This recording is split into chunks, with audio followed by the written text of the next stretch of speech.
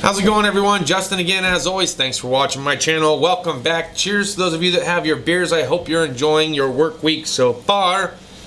We're almost at hump day, and man, do I have some big projects to finish up.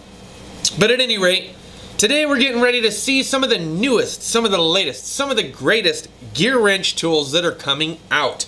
That's right, corporate finally decided to tag along with our Gearwrench rep to show some of the newer products that are coming out that are going to be available, and if we were interested in them, we could have our Gearwrench rep go ahead and order them, and we can get them coming as soon as they become available.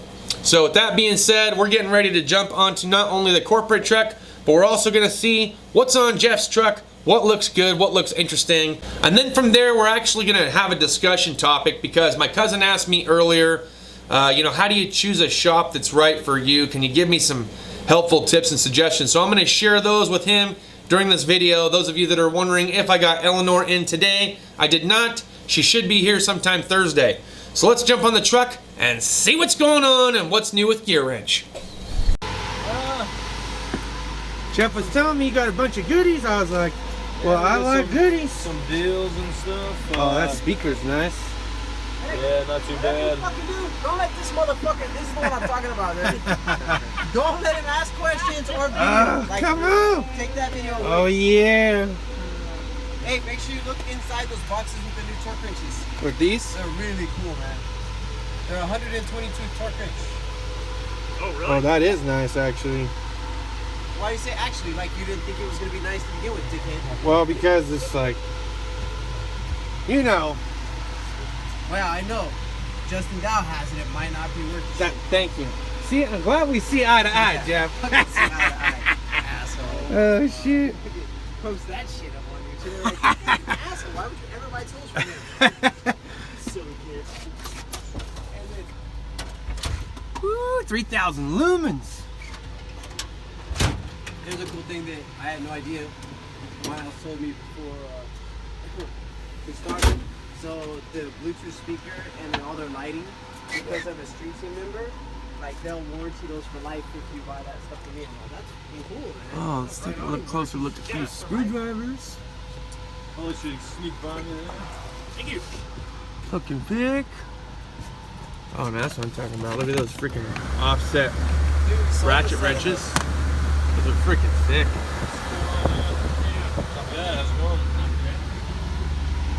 Oh, yeah. Nice, nice. Look at these, Justin. Hey, look, I found your 10 millimeter in every size you could possibly have lost. I have it on the truck. I know. But Shane was missing his 10 millimeter the other day. My 8. Oh. And it was just on the wrong spot in the rack. That's pretty cool looking too. Nice. My digital looks identical to Does the that Mac. light up and buzz and all that too? It does. Yeah, you can buy them just like everybody else. You can buy them the torque wrench or the torque with angle. Nice. Tech angle. That's what I'm talking about. Yeah.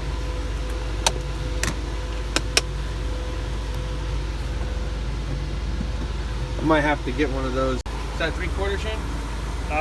No, it's, I would say half inch, yeah. Equivalent to half inch. I was really hoping to put some week of beer the in 4th, there. We're only here. Well, These are usually nice. close to you. Yeah, we're only here Monday, Tuesday, Wednesday. 7-ton. That's I'm what on Shane vacation needs right for there. 11 days. For the big dog Only on trucks. vacation for 11 days? Yeah. I'm on 7-ton. vacation the 6th through the 13th. Yeah, I'm gonna be gone. Hopefully on the 4th. Actually, and Mike's given us 2 There's a days off that used- week, so he's only working us Monday, There's a Tuesday, used 4S. That's the other 2 days. I'm guessing this is a used 4S you took in on trade? Negative. It's brand new. Really? Yep. You trying to work some deals with Kenny? No. Brand new paper still in there. Guy had a Matco box. That Matco box got damaged by a tow company unloading an alignment rack. Oh. So just happened to be the other Matco guy showed up at the shop while all this occurred. So the Matco guy got the sail, I got the shaft. Nice. What the guy wanted a 72 inch. So after I yelled at him and told him, hey man, why the fuck wouldn't you call me? And then I could have come down or we could have made some arrangements. He said, I want to trade the new one in. I said, don't put any tools into it. And then What was it that he had before then? he had like a Macro 4S, an old one. How was it your fault that it fell off? It's not my fault. Oh. It's not. It was the tow company's fault. So I got you. Oh, that's a nice set. Yeah, that's what I would be looking for, something like that. 6 though. What the hell would you need a 1/2 inch 6? I guess you never know. Yeah. Fords. Gotta love them. Ooh, an orange handle Gearwrench screwdriver set. Poor Eleanor, sitting at the garage all lonely, waiting for cold beer. Ooh, look at that. Now, how much does this creeper go for? Hey, here's what's great. So Doing some Omega, price comparisons. Omega, Sun-X, and this one. And all ATD, the right? Same manufacturer. Yeah, ATDs looks the same too. Harbor Freight. Yeah, Harbor Freight's too looks the same.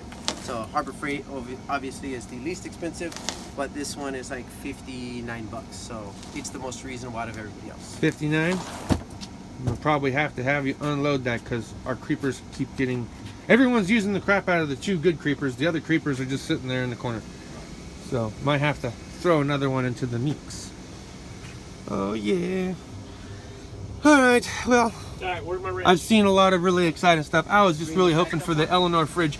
But that's really Oh, I cool if lost that it. corporate guy came down today. That is an Astro purchasing a new brake wrench. tool set. That I thing was lost it. I pretty don't know good. what the hell happened. Oh, this little mini channel lock freaking crescent wrench.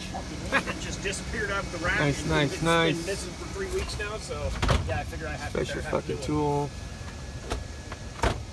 Oh god damn. Oh, I got to warranty out my freaking things. Alright, so lots of really new and interesting and innovative products coming out with Gearwrench tools, but the one thing that I will say about the click style torque wrench that I wish they would have had was some kind of tech angle or flexible head option. That would have been my only request, but other than that, it felt great. I liked the way that you pulled it down and spun it. Felt really smooth. 120 XP, looked awesome. There was a couple of other interesting ratchet wrenches that they had come out with that I thought looked pretty good. The tool organization trays are always handy to have. On Jeff's truck, I was really digging those monster 7-ton jack stands. If they're still there within the next month, I may consider coming back and either ordering some or picking those up from him. I was actually kind of digging that Ford Creeper a little bit. Thought it might just be a nice creeper to have since I'm underneath the 6 liters all the damn time. So, decided not to get it this time around, maybe a little bit later on down the road. Alright, that being said, we are now going to dive into the topic of today. Choosing a shop that's right for you. What are some categories that you should be thinking about when you're thinking about choosing the correct shop for you? For some people, I would say for most people, it's going to have a lot to do with respect. You know, how you're treated, how your employer treats their employees, and how other employees treat fellow employees. I think if there's a positive vibe and a positive atmosphere, I think most people are willing to stay for the end of days. I mean, they'll just be there forever. For others, it comes down to money. Now, this isn't for everybody, but for some people, money actually does dictate whether or not they want to move forward and into another shop or not. And then, of course, you can make your best decision from there as to what works for you and your family based on a budget. Convenience. The matter of convenience might actually dictate where it is that you decide to pick for a shop because of how close it is to your home. It might make travel and other costs really inexpensive, and it might make that just that much better to have that shop as far as your place of employment because you're so close to home, and in a pinch you can race home, grab something, race back to work. Other people, it's going to be the training aspect. Some places offer training at the independent shop. Like, for instance, I'm getting ready to go to a training course down here in Palm Desert that's offered by First Call. My employer's taking care of the bill, which is super awesome. I told him, you know, I'll pay for it myself. It's not a big deal, but he said the fact that everyone's excited about going to it, he has no problem paying for it. So I thought that was really awesome. But there's not a lot of training through First Call, so that it's going to take a little while. You got to do your research. You got to go to YouTube University, etc., and start learning from Scanner Danner and South Main Auto and Keith DeFazio and Diagnostic Dan and you know, and anyone else out there that's doing videos and showing you how to actually troubleshoot cars or work on them or repair them, etc. So you could always do that, but for some people, they want the more involved, more in-depth training. They want to be really good at one particular product line, ergo they might decide to go to a dealership because the dealerships offer all that paid training. So that could be something that somebody might use as far as a decision-making factor when choosing a shop that's right for them. Hours available. So in the beginning, Most places will tell you they have a 40-hour, schedule, and they can even give you 60 to 80 hours of work if you can kill it. And then you get there, and next thing you know, you're only there for about 10 or 20 a week. So this could be a little bit of a nightmare. The extra added cost of convenience might make it to where you might want to travel a little bit further just to get the hours in that work week or pay period, so that way you can afford to pay your bills and tool bills and mortgage and all that other good stuff. So, at the last dealership that I worked at, I would stand in front of my toolbox for 2 hours, work on one car, go to lunch, turn around, come back, and they wouldn't even have me clock in. They'd send me right home. I was barely there for like 20 hours a week. It absolutely sucked. So that's not really a place that you want to be at for too much longer if that's the case, and that's what's happening to you. In fact, Shane actually left the shop that he was at some 7 or 8 years back because of that same exact thing. There just wasn't enough hours, and they would constantly send him home early. So that was a huge part in his decision-making factor. So that could be something that you might consider as well. Position. Some people might get tired of being in the same exact position. Now, I originally left the dealership because of this, because I was tired of doing the same old, and I wanted to learn more. And then I kind of wanted to go back to where I was, but kind of just get the position that I wanted, which is to learn more about diag. When that didn't happen, I was willing to take anything I possibly could. I would take an oil change job just so that way I had money to afford my living situation and keep providing for my family.